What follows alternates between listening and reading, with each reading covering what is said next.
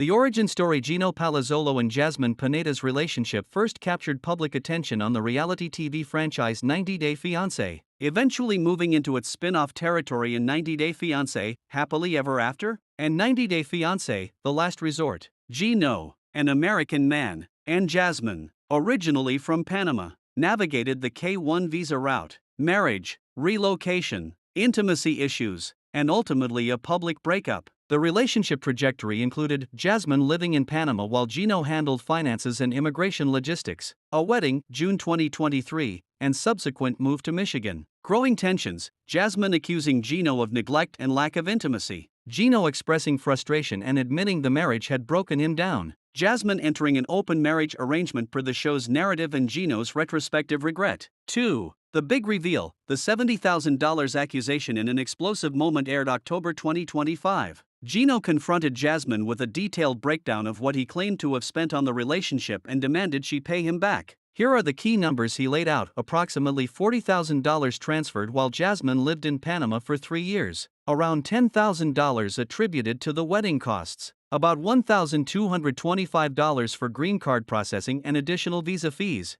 $5,000 for a divorce lawyer, which he says he incurred. He added up these and other miscellaneous amounts and declared, "All this money adds up to a good $70,000. You never intended to be with me. It was a scam and it was marriage fraud to the T." Earlier, he had calculated the total to be about $75,952 in a cafe scene according to the preview. 3. The allegations, fraud, betrayal and motive. Gino's case hinges on his belief that Jasmine married him for immigration benefits, i.e., a green card, rather than genuine love. The timing of her receiving her green card and her apparent closeness with a new partner, Matt Brownies, triggered the alarm. The marriage breakdown and subsequent pregnancy, with another man, were symbolic of the betrayal. He voiced his pain bluntly: "You stabbed me in the back, used me and broke my heart." Jasmine's counterpoints: she insists she never committed any crime. She married Gino, but the relationship simply didn't work. She refuses the premise that she owes him money for services rendered or investment in a relationship. 4. Dynamics behind the scenes. What went wrong?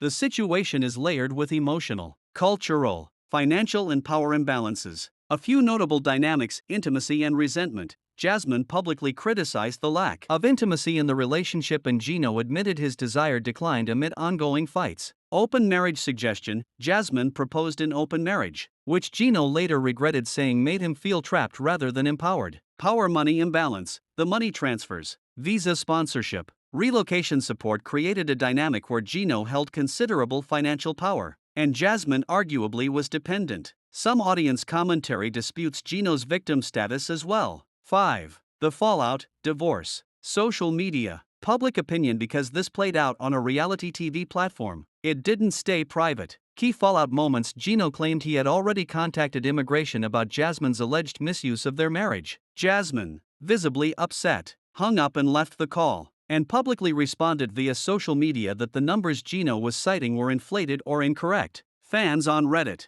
Social platforms are divided. Some believe Jasmine scammed Gino. Others believe Gino is leveraging legal threats and financial demands inappropriately. The couple are reportedly separated, and Jasmine is expecting a child with Matt. 6. Ethical and legal questions. Several important questions emerge. Marriage fraud? Legally, marriage fraud under U.S. immigration law occurs when someone marries solely for immigration benefits. Gino is alleging such. Jasmine contests it, saying no such intent existed. Whether it can be proven in court is another issue. Financial repayment for relationship investment? Gino's demand for repayment raises ethical and legal questions. In most jurisdictions, one party cannot claim reimbursement from another simply for investing in a marital relationship unless specific contractual or legal commitments exist. Power dynamics. Sponsorship responsibility. When one partner brings another to the U.S. and pays for visa costs, there's an inherent dependency which can complicate notions of fairness, expectations, and rights. Public airing of private matters. By making this matter a televised confrontation, both parties are subjecting deeply private issues, immigration status, finances, intimacy, to public scrutiny and judgment. 7. Lessons, takeaways. This storyline offers lessons and warnings for anyone navigating immigration, cross-cultural marriage, or large financial commitments in personal relationships. Clear intentions matter. Ensure both partners are aligned in expectations. Marriage for love versus marriage as immigration route versus marriage as lifestyle change. Transparency around finances, when one partner becomes financially responsible for the other's relocation, visa, or living costs. It's wise to set boundaries, agreements, or at least clarity on expectations. Power imbalance awareness. The partner who sponsors or supports the other's immigration is in a more powerful position. This quirk calls for more attentiveness to equality, respect, and agency. Legal protection advice, immigration steps, visa sponsorship, marriage contracts, and financial obligations may warrant professional advice, especially when millions of dollars and life-changing moves are involved. Public versus